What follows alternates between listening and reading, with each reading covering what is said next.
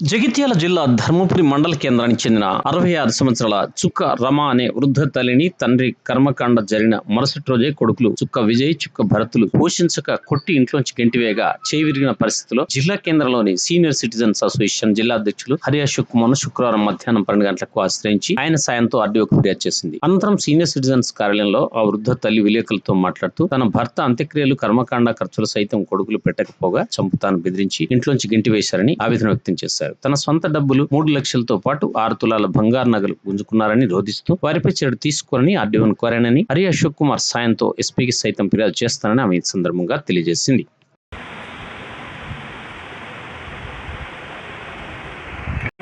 నా పేరు రమ, చుక్క రమ. మా ఆయన పేరు నారాయణ, చుక్క నారాయణ. నా కొడుకులు నా భర్త చనిపోయి 11 రోజులు అయింది. పెద్ద కర్మ చేసింది. పెద్ద కర్మ తెల్లారే నన్ను కొట్టి వెళ్ళగొట్టింది. నీకేం హక్కు లేదు ఇంట్లో, నువ్వు వెళ్ళిపో, లేకుండా చంపుతాం అని బెదిరిస్తుంది. నా బిడ్డ ఆసుకుంటున్నది. ఇన్ని రోజులు ఏం పెట్టేది. నా బిడ్డ ఆసుకుంటే నా బిడ్డ కూడా పెద్ద కర్మకు అంత ఖర్చు, దవాఖాన ఖర్చు అని నా బిడ్డని పెట్టుకున్నది. ఇప్పుడు వాళ్ళని చంపుతానని బెదిరిస్తున్నావు, నన్ను చంపుతానని బెదిరిస్తున్నది. నాకు రక్షణ కావాలి.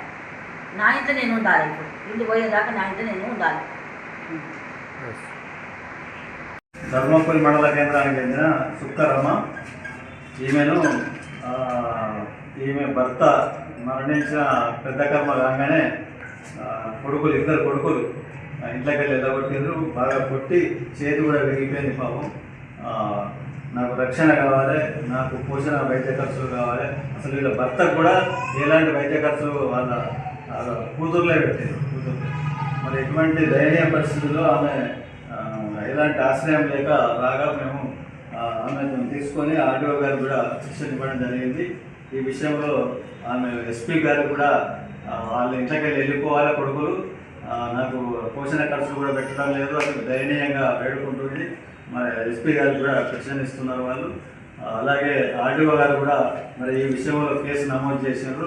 ఇది వయోవృద్ధుల సంరక్షణ చట్టం కింద ఈ చుక్క విజయ్, భరత్ వాళ్ళిద్దరి మీద చర్యలు తీసుకోవాలి, వాళ్ళని ఇంట్లోకి వెళ్ళి వెళ్ళగొట్టాలని. అట్లాగే మీద దగ్గరికి వెళ్ళి తీసుకున్న బంగారం, నగలు అవన్నీ కూడా డబ్బులు 3 లక్షల రూపాయల డబ్బులు కూడా వాళ్ళే ఉంచుకున్నారు. ఇంట్లోకి రాణిస్తలేరు. మరి అది తప్పకుండా నాకు రక్షణ కల్పించి వాళ్ళ ఇంట్లోకి వెళ్ళి వెళ్ళగొట్టి నాకు పోషణ వైద్య ఖర్చులు కూడా వాళ్ళతో ఇప్పించాలని ఆమె వేడుకుంటున్నది.